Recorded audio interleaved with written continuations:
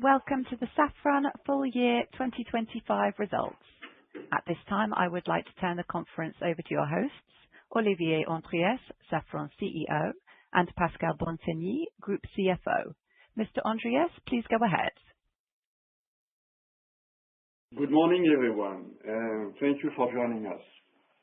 Today, we will review our 2025 results, share our 2026 outlook, and briefly walk you through some of our updated 2028 assumptions.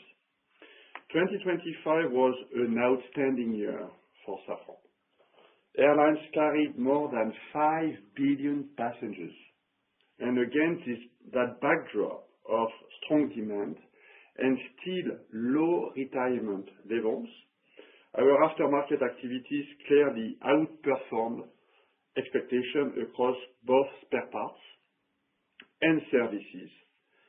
We have also reached an all-time high in LEAP production, delivering more than 1,800 engines, up 28% versus 2024. Defense and space had a particularly strong year as well. In military propulsion, we accelerated M88 production, and we have secured a new Rafale export contract with the Indian Navy. In defense electronics, order intake reached a record level with a 1.6 book-to-bill ratio, reflecting very strong market demand. We have also signed several strategic partnerships, expanded capacity across multiple product lines, and we have achieved the first major export success for Safran AI, which is a new name we have given to the Preligens company we had acquired 18 months ago. In aircraft interiors, recent seats, commercial wins, and improved pricing conditions confirm that the strategic shift presented at our last Capital Market Day is being executed. Overall, we outperformed our initial expectation in 2025, delivering record financial results across all metrics. This despite tariff. Margin improved by 150 basis points, and cash generation approached 4 billion euro. Reflecting this performance, we are proposing a 3.35 dividend per share, up 16% year-on-year. Finally, on portfolio management, the integration of Collins actuation activities is progressing well. At the same time, we are moving ahead with the divestment of 2 non-core activities. The sale of Safran Passenger Innovation was completed last month, and the EasyAir transaction, where we are going to sell our share of the joint venture to our partner Embraer, is expected to close by mid-year. Turning to slide 4, civil business highlights. We invest to secure A320neo Red 75. And you can see that clearly in our recent industrial announcement with the new LEAP-1A assembly line in Morocco. At the same time, we are continuing to expand our MRO footprint. Following the groundbreaking of our LEAP MRO shop in Morocco, we have recently inaugurated Safran's largest LEAP engine MRO center worldwide in India. We are also pleased to mark another important milestone in CFM's long-standing partnership with Ryanair, with the announcement 3 days ago of a new material service agreement that covers their entire fleet of around 2,000 engines, CFM56 and LEAP, and that will support 2 new Ryanair future maintenance, repair and overhaul shops that they have decided to launch in Europe. This is a compelling illustration of our open MRO market strategy we presented at our last Capital Market Day. Commercial momentum remains very strong. LEAP continues to be the engine of choice, as illustrated by the recent agreement with Pegasus in Turkey for 300 LEAP-1B engines, which also includes long-term maintenance services. Finally, at the Dubai Air Show, Riyadh Air ordered 120 LEAP-1A engines to launch its A321neo fleet and selected our wheels and electric carbon brakes for its 787 fleet, ultimately more than 70 aircraft. We have also announced a joint cooperation with Emirates to manufacture and assemble seats in Dubai, and Safran Seats was selected to supply new business and economy class seats to retrofit more than 100 additional aircraft across both the 777 and A380 fleets. Turning to slide 5, momentum remains extraordinarily strong in defense. We announced the groundbreaking of the first M88 MRO shop outside of France in Hyderabad, India. At the same time as we continue to ramp up M88 production, we have also announced a significant investment at our Le Creusot site in France, adding new production lines for complex rotating parts for the M88 engine. We have also signed an agreement with Bharat Electronics in India to create a joint venture to manufacture our hammer guided bomb.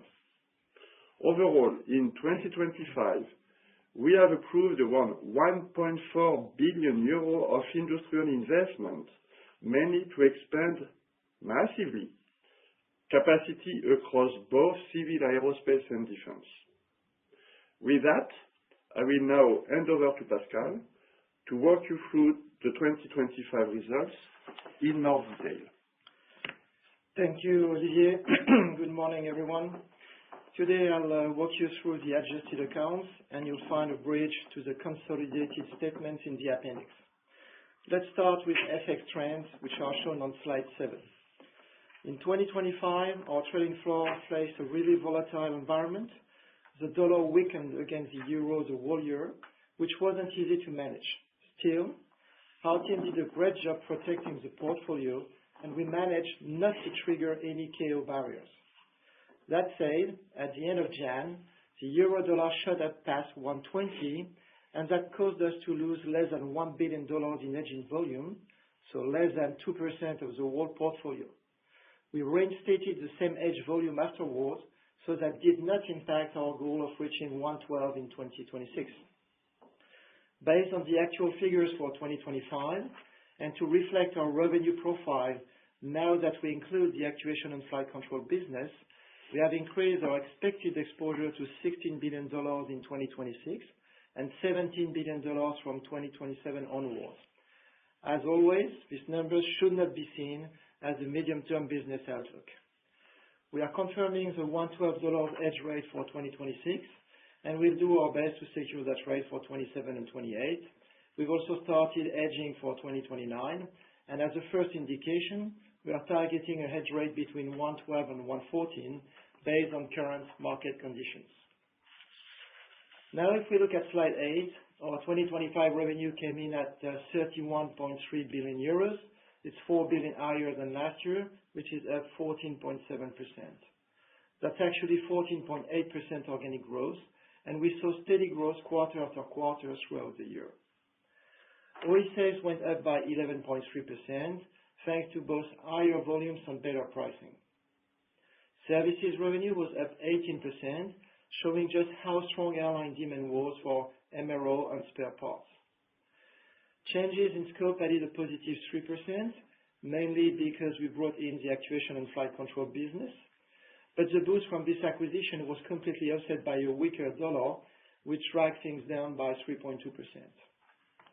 Our recurring operating income reached 5.2 billion euros, so that's more than 1 billion higher than last year.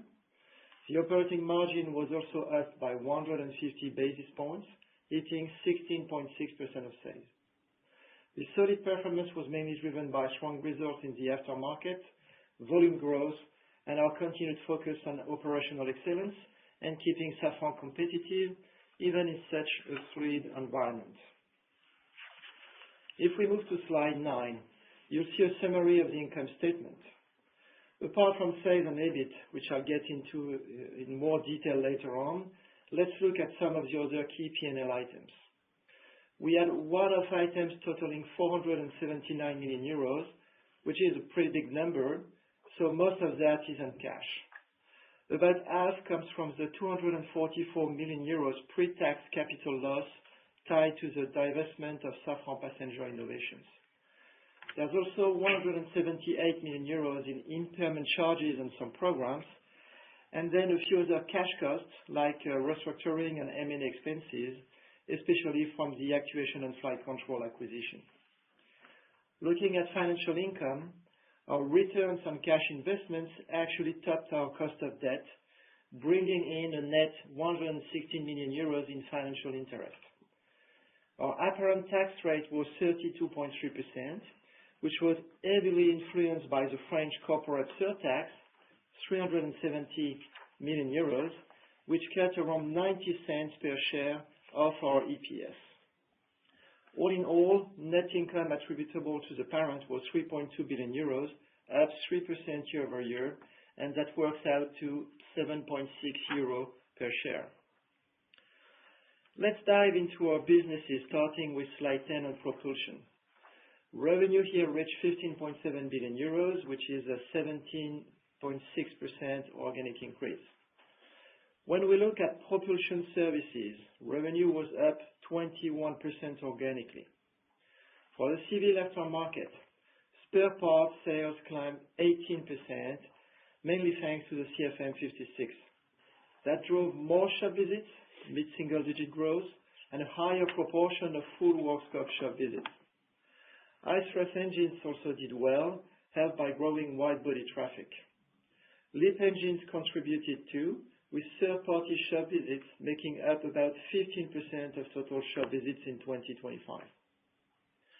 We saw a 30% jump in services overall, mostly because LEAP aftermarket activities expanded under rate per flight hour contracts. Both helicopter turbines and military engines also helped drive propulsion services growth. On the OE side, revenue grew by 12% organically. We delivered a record 1802 LEAP engines, so that's 28% growth compared to 2024 and well above our initial target. In Q4 alone, we delivered 562 engines, up 49% from Q4 last year. So we have surpassed 500 deliveries for 2 straight quarters now, which looks good for our 2026 goals.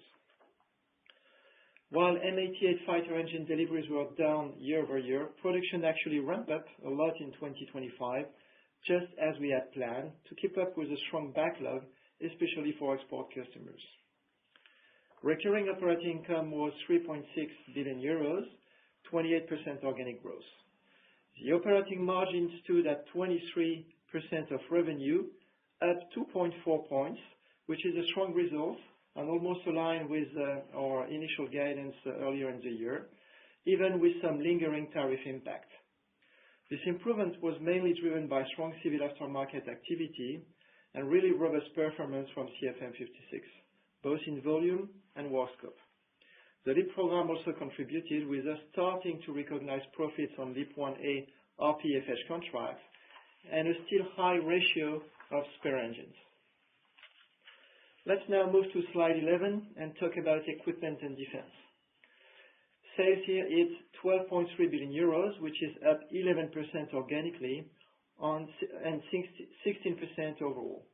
That includes about 618 million euros from the Collins actuation and flight control business, which we consolidated for 5 months in 2025. OE revenue was up 11% organically, with growth pretty much across the board. The strong performance in 2025 was mainly driven by higher volumes in defense, especially for things like the Hammer guided bomb, missile seekers, and navigation and timing systems. We also saw good momentum in primary electrical system and wiring, as well as nacelles and landing gears, especially for the A320. Aftermarket services benefited from the uptick in air traffic, going up by 12% organically, with growth everywhere, but especially in landing gears, nacelle, and evacuation slide systems. Recurring operating income came in at 1.6 billion euros, and our operating margin improved by 50 basis points, or 90 basis points if you exclude Collins, showing that we are making steady progress toward our 15% margin goal for 2028. The strong performance was driven by a favorable business mix and our efforts to stay competitive. OE volume growth was especially robust for narrow-body platforms, as well as in avionics, defense, and space. Services also did well, with strong demand for carbon brakes, landing gear, nacelles, and aero systems. One quick side note: as of January 1st, 2026, Safran Ventilation System will move from aircraft interiors to equipment and defense, so we can create more synergies with our power electrical business.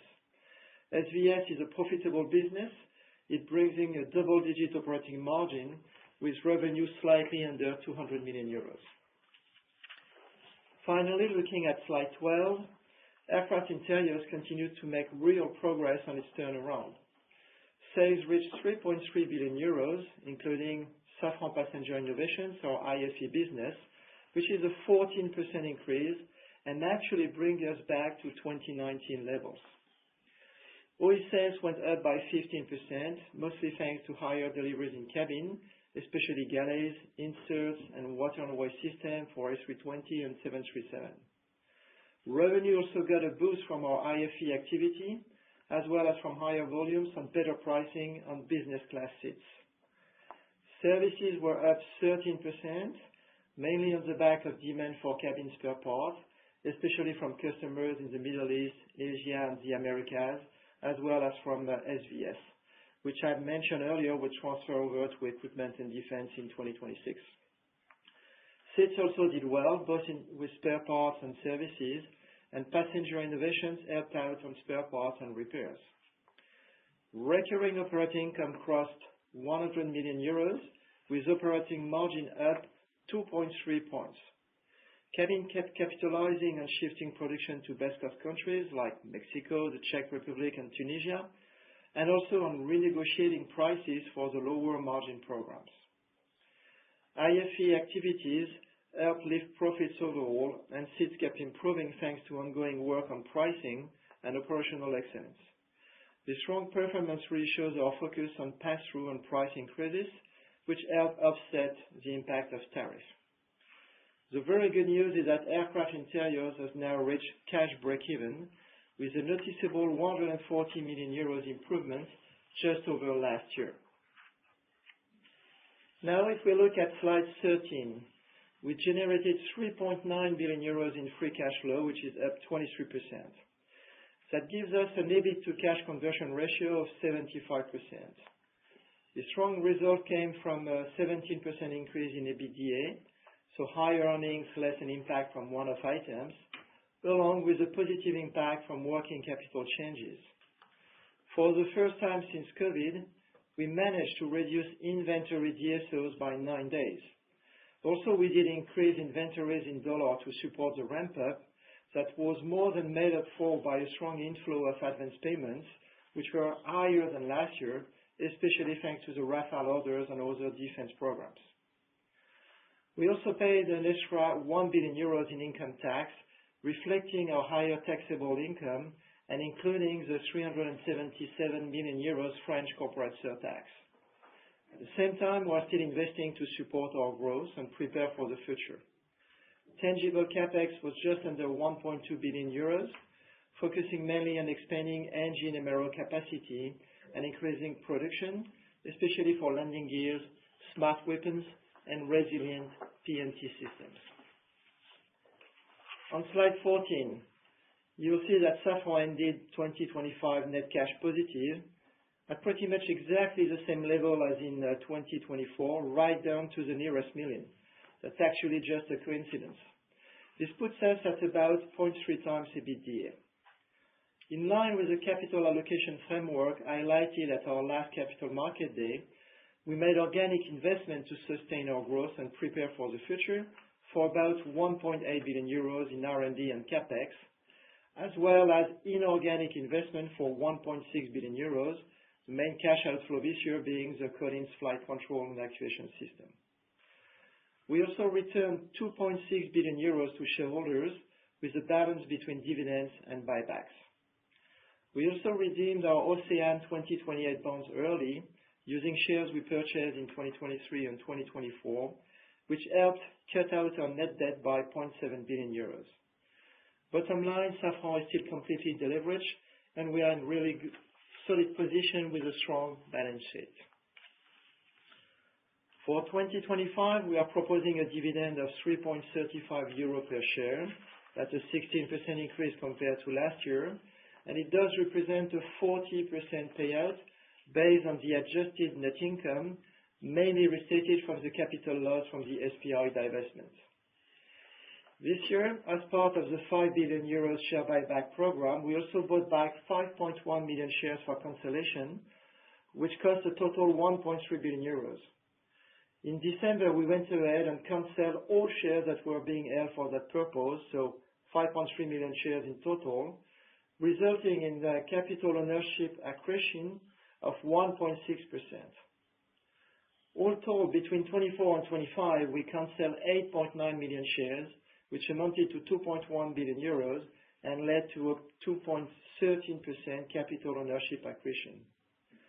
Looking ahead to 2026, we'll keep moving forward with our share buyback programs. The first tranche actually started early in mid-Jan.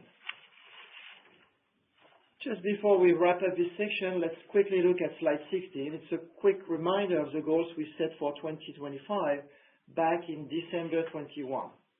I'm happy to say that we met or even exceeded all our key targets for 2025, which really shows our commitment to operational excellence and our focus on delivering strong two-digit profitable growth.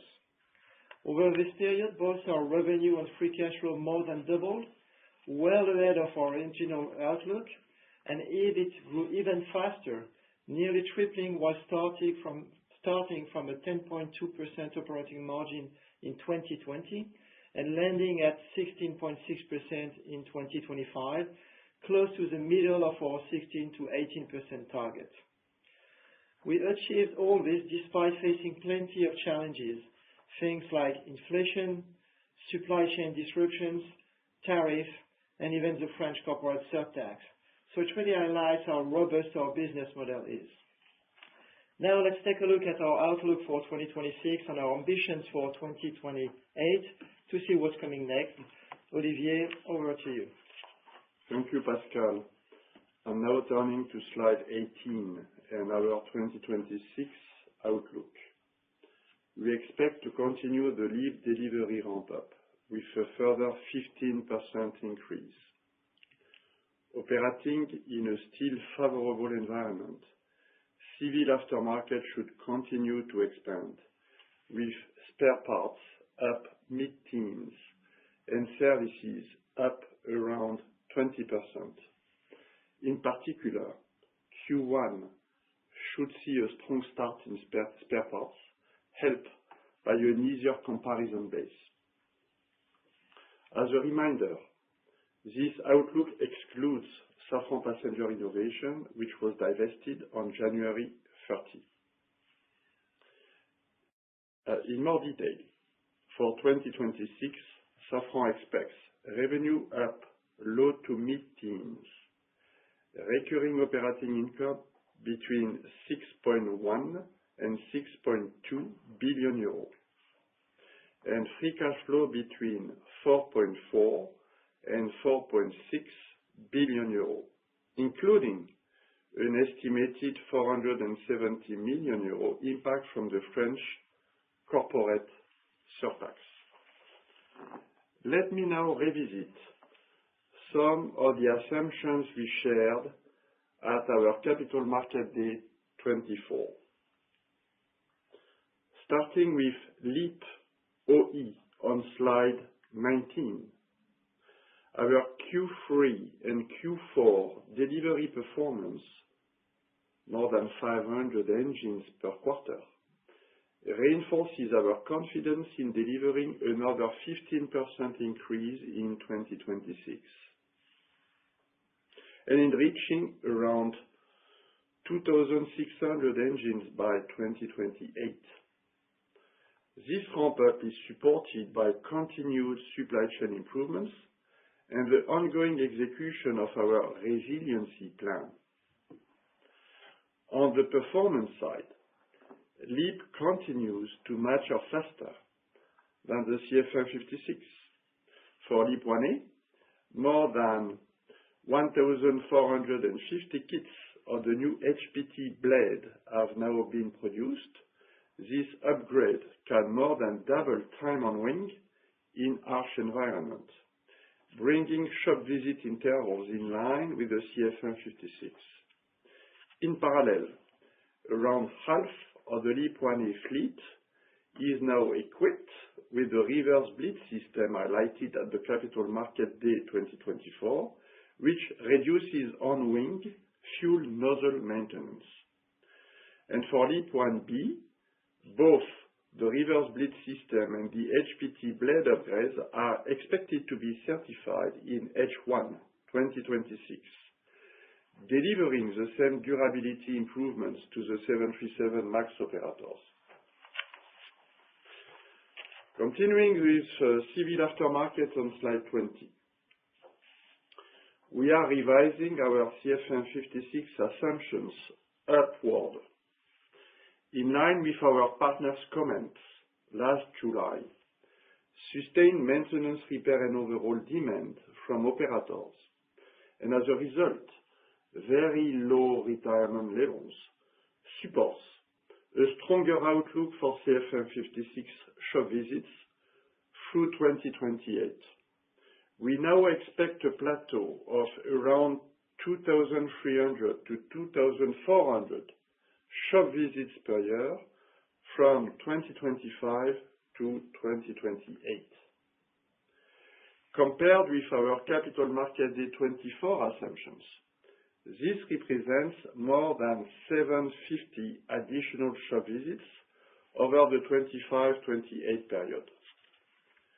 Beyond that, while shop visits are expected to start declining from 2029, we continue to see pricing and work scope supporting CFM56 revenues through the end of the decade. On LEAP, our assumptions remain largely unchanged. We continue to see strong growth in shop visits, with work scopes expanding, and we still expect the share of external shop visits to double from around 15% in 2025 to about 30% by 2030. Moving to slide 21. The updated assumptions we've just discussed translate into around 15% additional revenue over the period compared with Capital Market Day 24.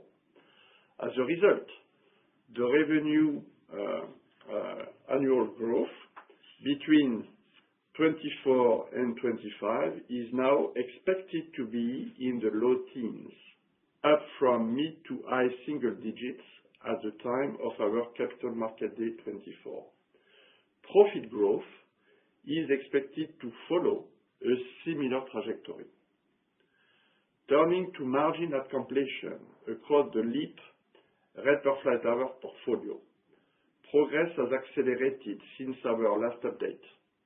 Compared with CMD 24, we have delivered a further 2 points improvement, bringing the total margin increase to around 7 points between 2021 and 2025.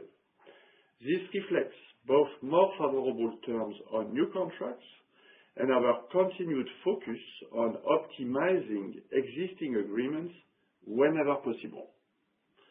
And just as a reminder, the majority of the profit from the rate per flight hour contract portfolio will be recognized after 2030.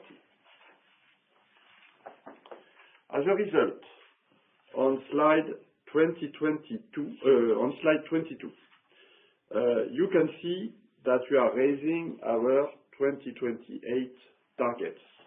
On revenue, both additional aftermarket activities and the consolidation of actuation support higher growth.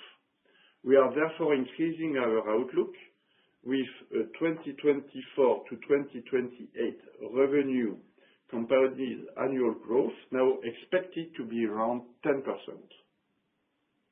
On EBIT, we are raising our 2028 guidance by 1 billion euro. In propulsion, we are increasing our margin target from the low 20s to 22 to 24%, despite tariff and an accelerated OE ramp-up. In equipment and defense, we confirm a mid-teens margin in 2028, now including the actuation and flight control activities. In aircraft interiors, we now target a high single-digit margin in 2028, which only reflects the divestment of passenger innovation and the transfer of Safran ventilation systems from aircraft interiors to equipment and defense. On free cash flow, we now expect an additional 4 to 6 billion euro over 24 to 2028.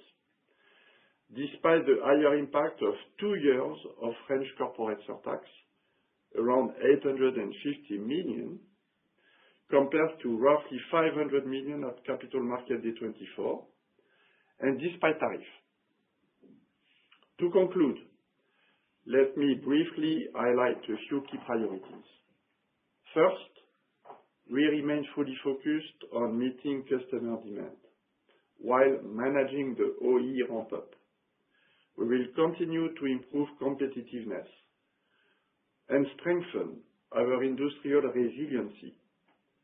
We will also keep customers flying by providing spare engines, spare parts, and by expanding our internal maintenance, repair, and overhaul network. In parallel, we expect to complete several divestments in 2026 in line with our portfolio pruning strategy. We will pursue our ambitious research and technology roadmap to prepare for the next single-aisle generation and to drive decarbonization. And finally, we remain firmly focused on our growth trajectory with the objective of increasing operating profit, expanding margin, strengthening cash generation. Thank you for your attention. We are now happy to take your questions. Thank you. If you would like to ask a question, you will need to press star 1 and 1 on your telephone and wait for your name to be announced. And to withdraw your question, please press star 1 and 1 again. We will now take our first question, and this is from Christophe Menard from Deutsche Bank. Please go ahead. Yes, good morning. Thank you for taking my question, and congratulations for the results. I had 3 questions. The first one on the cash conversion in 2028, and this is over clearly the 24 to 28 period, the 70% conversion. If I do a back of the envelope calculation, I'm getting the sense that you're probably targeting more a conversion of 65 in later years. So is there a phasing on your cash, and is it linked to, for instance, prepayment outflows that we may have in the coming years? I will follow up with the next 2 questions afterwards, if you want. Okay. Good morning, Christophe. So we upgraded our 2024-2028 cumulated free cash flow guidance to 21 billion euros. As you rightly said, it could be an EBIT to cash conversion slightly below 70% in the outer years. What I could say is that we have not included yet any impact for 2027 and 2028 from a potential continuation of the French corporate surtax. It could be 500 million for each year. It's not included in our guidance. At the same time, we have not included any new Rafale advance payments that may come from new contracts, and you can see quite a large one coming in from Asia. So the free cash flow upgrade guidance is coming from or upward revision from aftermarket, the upward revision of LEAP engines deliveries as well. When you try to figure out what your EBIT to free cash flow conversion will be, it's all about the working capital expectations. Here we have put some decrease in our inventory DSOs, as I say during the call, starting in 2025, continuing in 2026, and going forward. Should we deliver more equipment, LEAP or other stuff, then we could be able to have more favorable working cap changes. So we'll see with time. And we have included the advance payments, which are already booked in terms of orders, notably on Rafale. Thank you. Thank you very much for this. So I understand there is a degree of conservatism as well on this. The two other questions, I think you said on the call earlier that you were getting ready for rate 75. You mentioned Morocco. This is all for 2027, or can you share the timeline for rate 75 on your end for the capacity you're putting online? And one quick question on the margin 26 per division. My understanding from what we're seeing on your guidance, propulsion, maybe can we assume that propulsion is more at the high end of the range you gave on your slide 22? Christophe, I'm going to answer on rate 75. I'm just saying that we take decision to invest, to get prepared for rate 75. It's not up to me to comment when Airbus is going to be ready to reach rate 75 full year. But basically what I'm telling you is that we are investing for that because we acknowledge that the demand is there for some time. So it's worth investing. That's why we have announced our LEAP assembly line in Morocco. It will help us meet rate 75. This assembly line is going to be ready by 28. And you may see in the future, we may announce future investment also in line with our objective to meet rate 75 on other equipment as well. So we are just getting prepared. We have to be realistic. It does not happen overnight, but we are getting prepared. We are investing. On your third question about margin per division, when you compute, our guidance, you'll see that we continue to expect some margin expansion at group level. We also expect margin expansion at all three branches, including propulsion, with a starting point which is 23%. By the way, it's a 2.4% improvement from last year. And a year ago, I told you that we were about to grow a margin by 250 basis points, which we almost did despite tariff. So right in 2026, we expect to continue to grow our margin in propulsion. The same in equipment and defense. It will be a slight improvement in equipment and defense because we will have a full year impact of the Collins actuation and flight control business, which, as you know, for the time being, is dilutive to our margin. And in aircraft interiors, despite the divestment of SPI, Safran Passenger Innovations, and the transfer of a profitable business from aircraft interiors to equipment and defense, and despite that we will see a decrease in revenues, we still expect to maintain or slightly increase our operating margin in aircraft interior. So all in all, at group level and all branches, we should see some margin expansion in 2026. Thank you very much. Thank you for the granularity.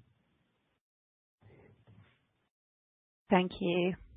We'll now take the next question. And this is from Sam Burgess from Goldman Sachs. Please go ahead. Good morning, Olivier and Pascal. Thank you for taking the questions. I've got a couple, if I may.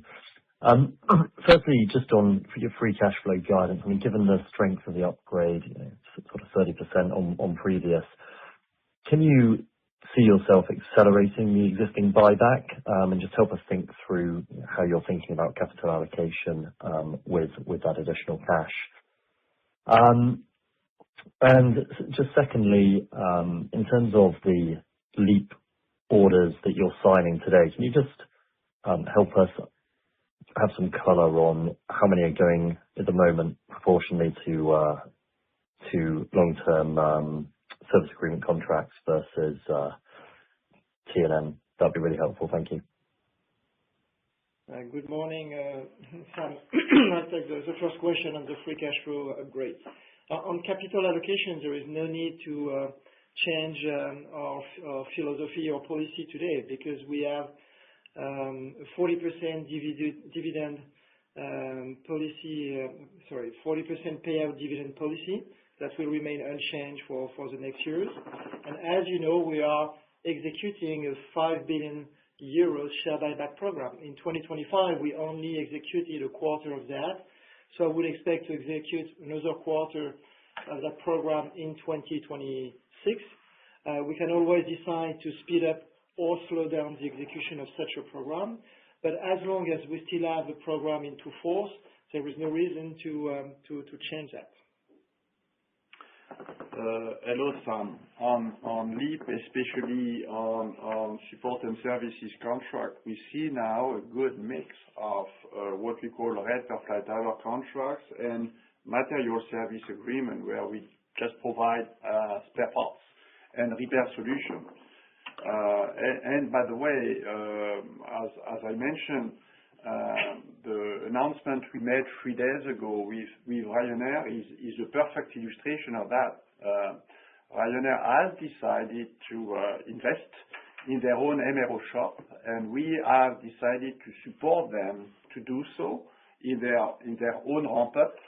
And also, we have concluded an agreement whereby for all this period, 15 years or more, we are going to provide spare parts and repair solution to them at negotiated conditions.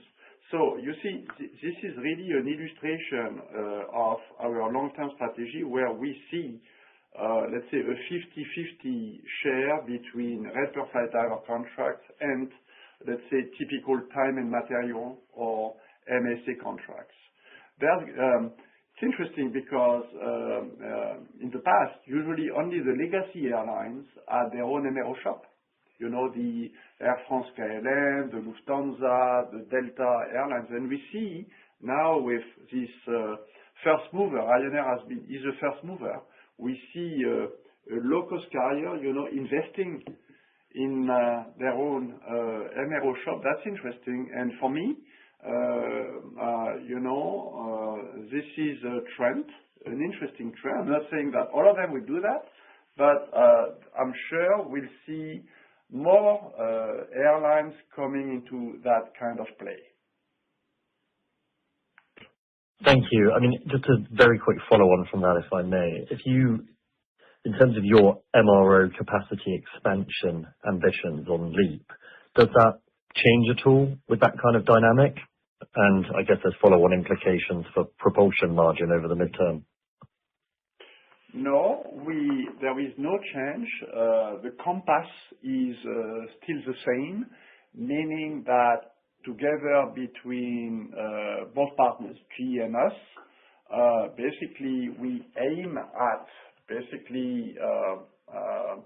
having internal LEAP shop visits representing about 50% of the global work.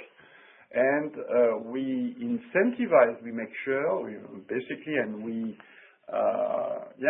want to favor those airlines and third parties that are jumping in the LEAP MRO. We want it to be an open MRO market.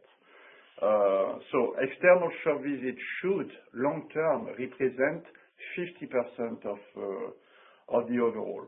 So we are executing our MRO plan to increase capacity. As we have already said, it's about a 1 billion euro investment just for maintenance shop, excluding, by the way, repair shop. This is only engine maintenance shop, 1 billion euro. And basically, the plan is executed as planned. As planned. Morocco, India, Mexico, further investment in France and Belgium as well. And I know our partner is on the same path. Okay, so no change to previous guidance on that. So, thank you very much. Really helpful color. Thank you. Bye-bye. Thank you. Thank you. We'll now take the next question. This is from Milène Kerner from Barclays. Please go ahead. Yes. Good morning, Olivier, Pascal, and Armelle. Thank you for taking my question. I have two, please.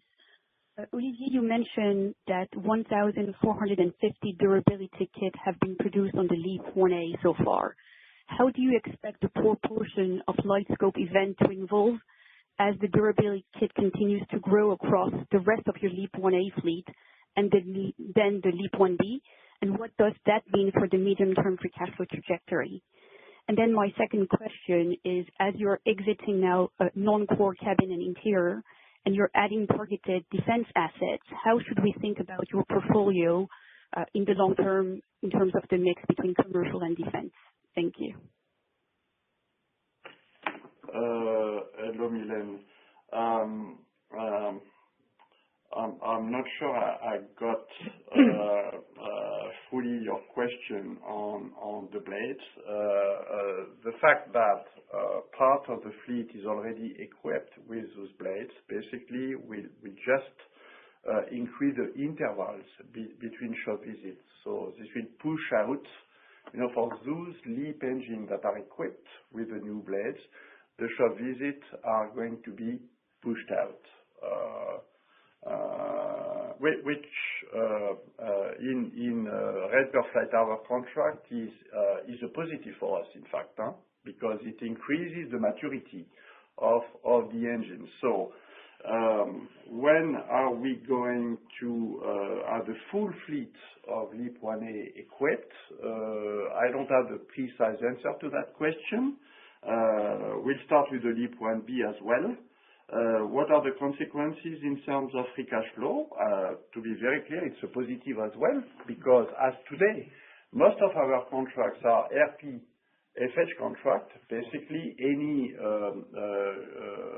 shop visit, any early shop visit is a spend for us. So maybe Pascal, you can give it a try. With time, what matters is the mix between what we call quick turn and full performance restoration shop visit. And the more new HPT blades we have in the fleet, the less quick turns we need in the maintenance shops, meaning that the mix will evolve in a favorable manner in the years to come, which will benefit both EBIT and free cash flow going forward. But it is already in the plan and 2028 guidance. On portfolio management, without entering into detail, I just give a tendency that should not surprise you. The tendency is that our aircraft interiors exposure should, with time, basically decrease, as we are still executing our plan to divest some non-core activities inherited from the ex-Zodiac acquisition, and a significant part of them being in the aircraft interiors activity. So our aircraft interior exposure should be reduced. And I would say, as we stand ready to seize opportunities, and as defense is a strong booster for everybody, if there are some, let's say, opportunities that are just passing by, that could be of interest for us in terms of technology because it's a good complement to what we do, and if it makes sense economically, we are ready, and we can be agile, and we are ready to jump in. So I would say, in terms of tendency, directionally, our defense activity should grow, and our aircraft interiors activity should be reduced long term.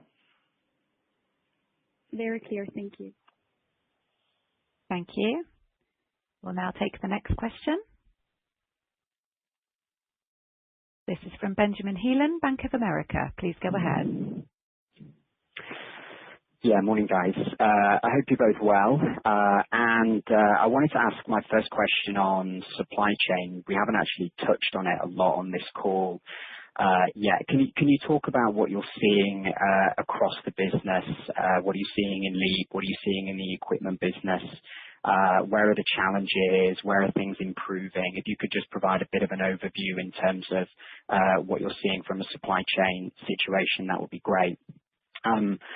Second question is on the propulsion margin, so the 22 to 24. Could you provide a couple of swing factors within that, right? What's going to cause you to get to 22? What's going to cause you to get to 24? And how should we be thinking about R&D within that as well?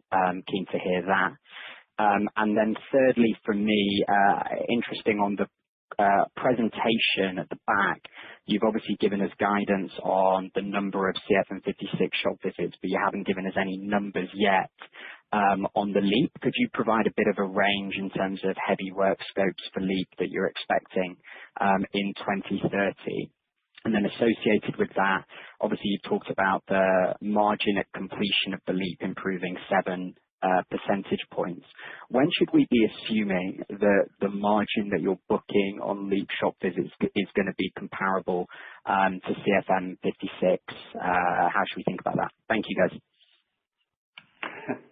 Hello, Ben. Many questions. I'll take the supply chain one. Just to say, directionally, we see an improvement of the supply chain.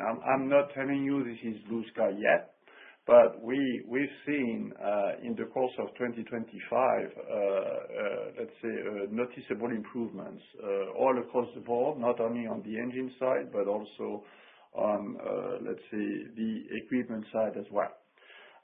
What are the remaining challenges? They are mostly always more or less the same. It's upstream, I would say. It's about, raw materials. It's about forging and casting. And by the way, this is why we have taken the decision at Safran to unlock, let's say, the situation on forging and casting. This is why we've decided to invest in our own casting facility, turbine blade casting facility of our own. We have decided to invest, and we are investing in forging. We are the only, I'm not sure that whether you know that, but we are the only engine manufacturer in the world having forging capacity internally. We are the only one. And we have decided to invest more in forging as well. So we have a strategy to, let's say, unlock the situation and to, how could I say, decrease our dependency or exposure to some big guys that could potentially have a Malthusian strategy. Then I would say the one that we are looking at very carefully and for which we have a resiliency plan is relating to rare earth. Which is typically one of the areas that has been weaponized by some countries in the frame of those geopolitical tensions. And so on rare earth, basically we are building stocks. We are also working on some alternative supply chains, I'm not saying that we are going to do that ourselves because this is not, it's not our own activity, but we want to make sure that we can find alternative.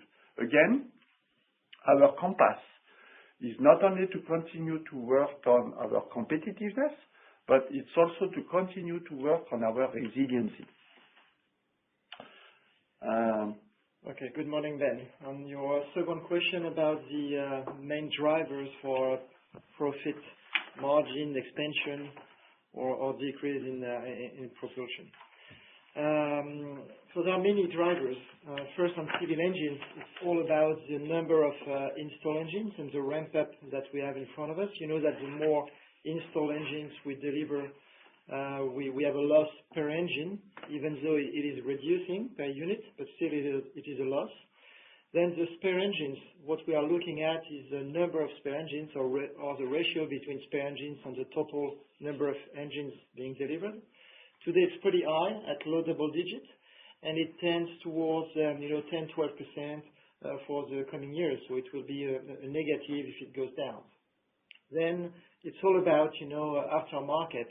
As long as we continue to enjoy from very strong spare part momentum, not only on CFM56 but on the LEAP and ICE engines, it will be a positive. Then it's all about our policy to release profit margin on the LEAP RPFH contracts. As you know, we started to release margin on LEAP 1A RPFH contracts last year. As soon as we introduce the LEAP 1B new HPT blade in H1 this year, we will start to release margin on LEAP 1B contracts as well. As you know, it is capped by construction. We don't intend to release much of the margin before 2030. The good news, as Olivier highlighted in his concluding remarks, is that the margin or the expected margin at completion of our book has increased by 7 points from 2021 to 2025. So we have more potential in terms of profits into our books that will be mostly released after 2030. So the name of the game, as you know, for us is to avoid any dip in margin anytime, any year. This is clearly the target we have together with Olivier. And then one item which is not under our control is tariff. Tariff is a given today. We know that we are in a fluid environment, to say the least, so that may change one way or the other. Then on your sub-question, I'm not sure I got all, but I'll try to answer it. I guess it was related to the long-term propulsion margin. And at some point in time, we are expecting a sunset of our CFM56 spare part business, likely starting in 2029 or 2030. We will have to start to release more profits coming from the LEAP RPFH contracts, also from the LEAP spare parts activity as well. Olivier commented that we are diverting part of the customers from RPFH to a time and material, more conventional spare part sales. Again, the name of the game is to avoid any dip in margin. So today we have a fixed formula to release our profits. By the way, we have made little progress. I would say the progress rate of our LEAP RPFH contracts is very low. It's about 5% today. So the potential is huge in terms of dollar profits for the next decade. So I'm not worried that we will be able to have no dilutive impact in the years to come. I hope it answers your question, Ben. Otherwise, please. Yeah, no, it does. Thank you both. Appreciate it. Thank you. Thank you. We'll now take our next question. This is from Chloé Lemarié from Jefferies. Please go ahead. Yes. Good morning, Olivier and Pascal, and thank you for taking my questions. I have two, if I may. The first one is coming back on the 7 points of improvement on the LEAP portfolio margin. I think, Olivier, you said that the assumptions from the CMD were actually largely unchanged on LEAP. So should we assume that it's because that change in portfolio margin will mainly flow through the P&L beyond 2028? The second one is on the hedge book. In Q1 last year, Pascal, you commented that you were working on firming up the rate to avoid the knockout activation. Could you maybe share how this has evolved, and if we should consider that 2028 is now almost fully firmed up. And on the comments you made on 2029, if spot remains where it currently is, should you be able to build a full coverage for that year within 112 to 114? Is that how we should understand the comments you made? Thank you.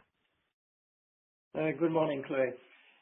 Yes, as we said, between 21 and 25, we've been able to improve our expected margin at completion of our RPF hedge book by 7 points. Most of the profits will be released in the next decade, so it has no impact on the short-term 25, 26, 27 profit recognition methodology, as we do cap our profit release by construction. So no change, but what I'm saying is that the overall expected profits within our books is even bigger than what it was a year ago. On hedging, FX hedging, as I say, we had faced a weakening of the dollar against the euro across the whole year. It now stands at 118, 119 dollars per euro. All our KO barriers are within 121 to 130 or so. So if there is any peak in euro dollar at any time, as we did face at the end of Jan, then there is a risk that we may lose part of our hedging volume. Nevertheless, I'm really confident that we can deliver 112 in 26, in 27, and 28. For 2029, we are starting to hedge our year at $17 billion exposure. Given the current market conditions, the 112, 114 range seems achievable. Now, the risk is that should the euro dollar, moves up again, and stands at 125 or 130, there is no magic in what we do with our trading room. It means that with time, we'll see the hedge rate going up and converge to the spot rate. But there is a lag to that phenomenon. So as long as it stays within the current range, below 120, I'm comfortable we will maintain 112 up to 2028. Very clear. Thank you. Thank you. We'll now move to the next question. This is from Olivier Brochet from Rothschild. Please go ahead. Yes, good morning, Olivier, Pascal. Two questions from my side, please. Could you elaborate a little bit on the growth that you've experienced in defense in 2025? If you could share numbers on that in equipment. And the second one is on wide-body programs. Do you see some risk on volumes there coming from seats or the rest of the cabin in terms of your capacity and the ramp-up point of view, please? Bonjour, Olivier. Hello.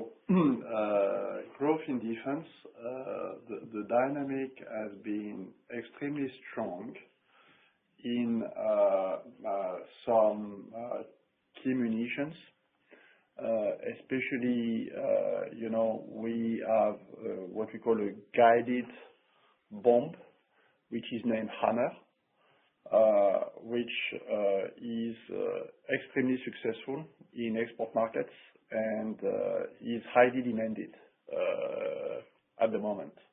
You may have seen that, I can confirm, you may have seen yesterday that Norway has decided to order hundreds of them, basically that they want to deliver to Ukraine. So these are what we are talking about. Those are guided weapons that we manufacture. We have multiplied by 4 our production in the last 3 years.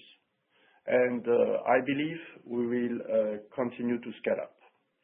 Another example is our inertial navigation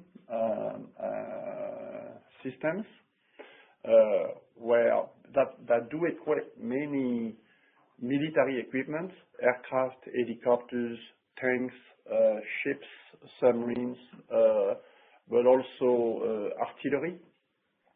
And here as well, the demand is extremely strong, and we believe we are going to multiply our production by probably 3 to 4 as well. Last example I'd like to mention is missile propulsion. We are a missile propulsion designer and producer, and I think we are the only one in Europe to do what we call turbo reactor for missile. We are equipping the Scalp Storm Shadow cruise missile or the Exocet missile, but we are also equipping missiles that are designed and produced by Saab in Sweden or Kongsberg in Norway. And here as well, the demand has grown very massively. So we have decided 18 months ago to invest, that's 100 million, in our facility to multiply our production by 5. So those are examples of the very significant scale-up that we see in defense. On top of that, the demand is high also on optronics. We are a player in portable electronics or onboard electronics for UAVs, for helicopters, for maritime patrol aircraft, and here as well the demand is very strong. So all in all, on defense electronics is 1.6 book-to-bill ratio, and I can promise that the book-to-bill ratio in 2026 will be far above 1 again. On seats and wide body, indeed, the demand for especially business class seats is extremely strong, and I think it's unprecedented again. And interestingly, it's not only a demand for line fit aircraft, but it's also a strong demand for retrofit aircraft. So basically, we've delivered this year, I think if I remember well, it's 2,600 business class seats, significantly above what we've delivered last year, and the growth is very, very, very strong. So we are going to invest to increase our capacity in business class seats, and this is what we are talking about with Emirates. We are going to build a new assembly line in Dubai for that, because just to meet the demand. Now, we still face, we have significantly improved our development process. So today we deliver on time, we deliver on quality to the airframers and to the airlines, but we are still facing rising expectation on the certification side. We are experiencing also a tighter interpretation of pre-existing rules.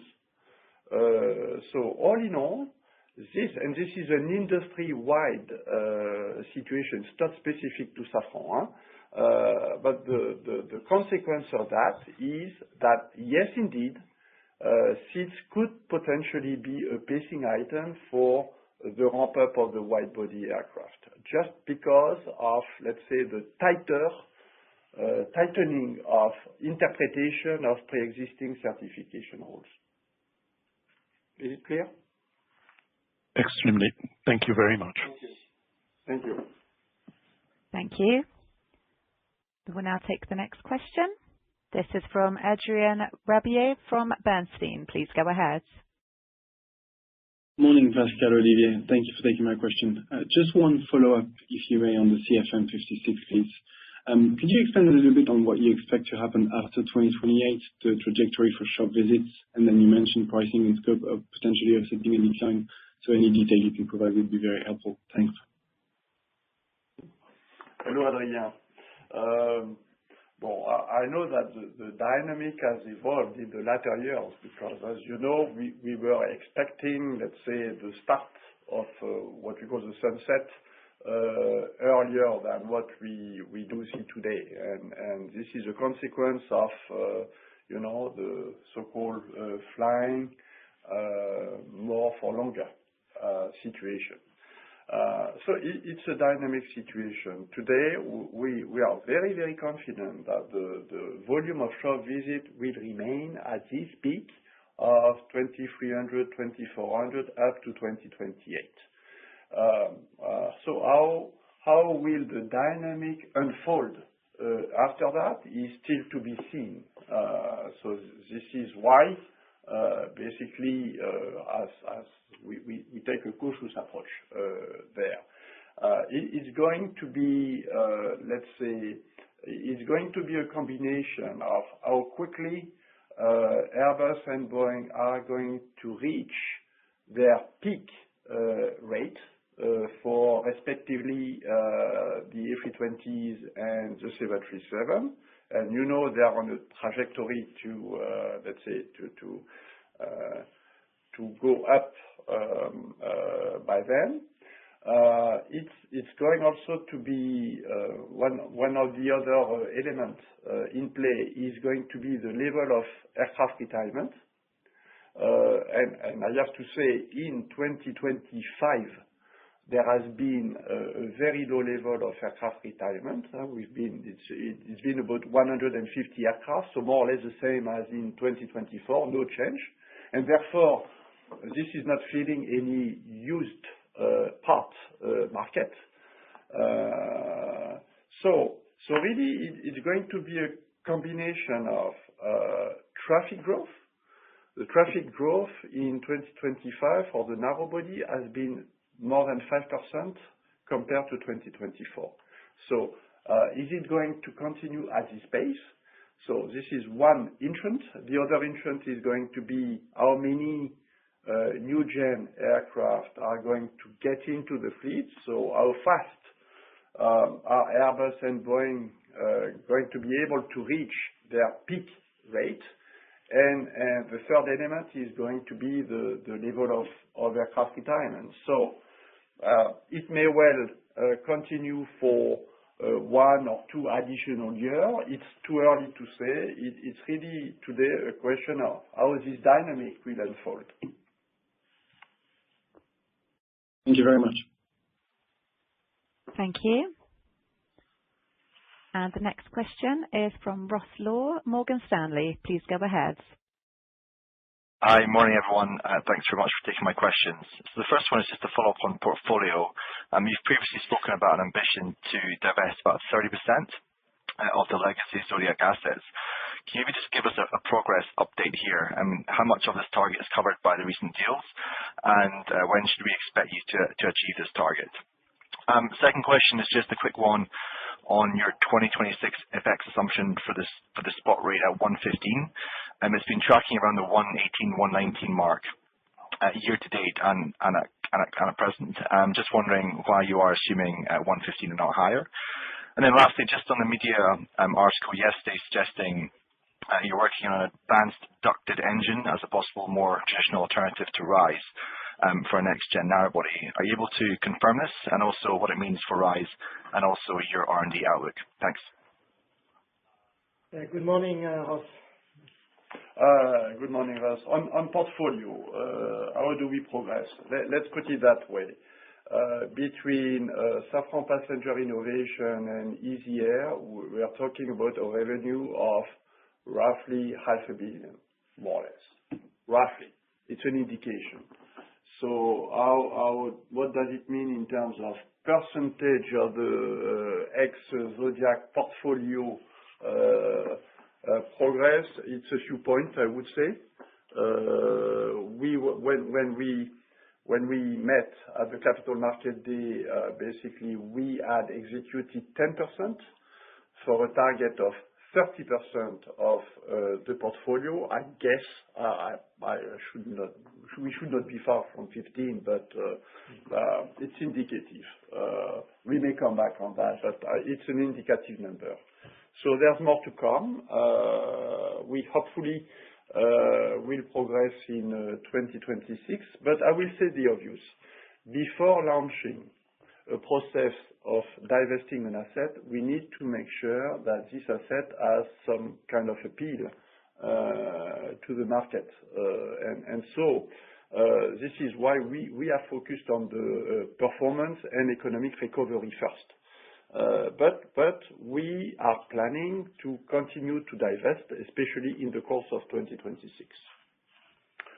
On your second question about FX, true, we took the assumption of $1.15 per euro on the spot rate, just because we built up our 2026 budget. At the time, it was at 1.15, so now it's 1.18. So that means a slight negative. It will only impact negatively our revenue base.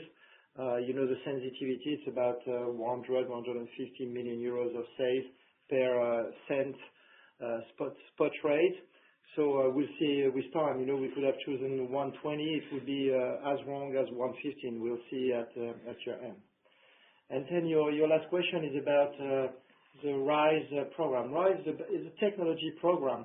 We are developing technology bricks, new materials, gearbox, an open fan architecture, hybridization, that we leave all options open. So there is nothing new in what you may have seen in some press reports about a ducted engine or an open fan engine. Yes, I'll say the obvious as well. We are getting prepared to any scenario, because at the end of the day, it's going to be an airframer decision to select a given engine architecture. So basically, RISE, as just Pascal has reminded, is a technology program. There's a lot of common bricks that basically we develop whatever the architecture is. And yes, indeed, we are working on an open fan architecture, but again, we need to be prepared to any scenario. We are still very confident that the open fan is, let's say, the most, rewarding, configuration in terms of fuel burn. There's, of course, a lot of challenges that we need to meet, and we need to tick boxes, if you wish, on this technology plan. But again, we need to be prepared to any scenario. So no surprise. Okay, thank you very much. We'll take two more questions. Thank you. Next question then is from the line of Rory Smith, Oxcap. Please go ahead. Good morning. It's Rory from Oxcap. Thank you for squeezing me in. You've given lots of color on the call so far about narrow body engines, so that's very helpful. Thank you. I just had a question on wide body. Is it fair to assume that there's a similar sort of margin differential between, let's say, time and materials or spare parts versus services under wide body service contracts, as you mentioned, for under LEAP? That's my first question. Generally, I would say yes, Rory. Yes, indeed. Similar. Brilliant. Thank you. And then just as a follow-up to that, is there anything you can tell us this morning just about this sort of engine durability issue? I'm not saying it's your component, but anything that you're hearing from your partner there that Boeing talked about on their 4Q call that may be impacting the flight test program for 777X? I cannot comment on that, Rory. Sorry for that. Brilliant. Thanks very much. Thank you. Is the last question? Yes, of course. Last question today is from Ken Herbert, RBCCM. Please go ahead. Yes, hi, good morning, Olivier and Pascal. Thanks for the time. Two questions, if I could. First, you grew spare parts in civil engines about 18% in 25. The guide is for mid-teens growth this year, with looks like basically flattish CFM56 shop visits and some growth on the LEAP. Can you just help dissect that a bit, and why the slower growth? Is it anything in underlying assumptions on price or work scope, or maybe wide body versus narrow body, as a first question? And then second, we are starting to hear some questions from some of the larger CFM56-7B fleets about maybe lowering engine inventory levels this year as we go through the year. And I'm just curious if you can comment on that, if that's anything you've seen and how we should think about that. Thank you. Okay. Good morning, Ken. I'll take the first one on spare parts for 2026. So we are guiding to a mid-teens revenue growth. It's driven by the three engine families. First one, CFM56. We should see more or less a flattish number of shop visits. So volume is flat. Price will be up. It's still to be agreed with our partner. It will be applicable from 1st of August. We will benefit from last year a price increase in the catalog list price, which was mid to high single digits. And then work scope. Work scope should be a positive because as we saw in 2025, we're expecting a higher proportion of full work scope within the total of shop visits. So CFM56 will continue to be a driver. On the ICE engines, as you know, we have a minority stake on the GE engines, and here we see good positive drivers as well in terms of pricing and volume and work scope on all three components. And then on LEAP, we'll continue to grow the number of shop visits for the LEAP, as we say globally, from about 15% shop visit performed by third parties to 30% by 2030, and with a favorable mix over time, meaning less quick turns and more full performance restoration shop visits. So that should benefit as well our guidance for spare parts in 2026. I would like to say right now, then when we will discuss in April, we should have a very strong start in spare parts in Q1, only because we have a favorable comparison base. So you should expect a higher number than the mid-teens when we publish our Q1 numbers. Hello, Ken. On your second question, I'm not sure what you are referring to, but what I can say is even if our overall performance has been extremely good on spare parts, especially CFM56 spare parts in the course of 2025, we have been a little bit constrained by some supply chain issues that are getting unlocked. And that's also what is going to be a component to feed 2026.